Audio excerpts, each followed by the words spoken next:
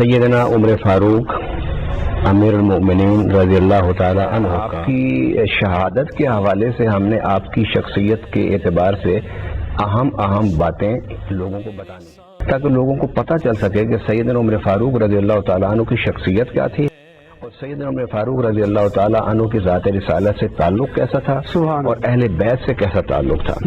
کیونکہ آج پاکستان کے جو معروضی حالات ہیں ان حالات میں یہ بتانا بڑا ضروری ہے کہ سیدنا عمر فاروق ان صحابہ میں سے تھے جن کو حضور صلی اللہ علیہ وسلم نے اپنی زبان مبارک سے خوشخبری دی. عمر نام عمر ہے، شاہکار رسالت جسے کہیے وہ عمر ہے. فقر ایسا کہ دے کیسر و کسریٰ بھی سلامی. رضی اللہ تعالیٰ عنہ نے مارنا اور پیٹنا شروع کیا، اتنا تشدد کیا کہ آپ کے بہن کے چہرے سے خون نکلنا شروع ہو گیا، قبول ہو گئی.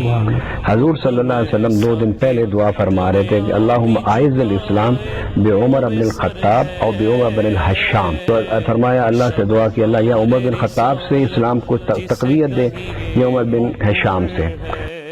فاروق رضی اللہ تعالیٰ عنہ نے جب اسلام قبول کیا نے کہا حضور باہر چلیے.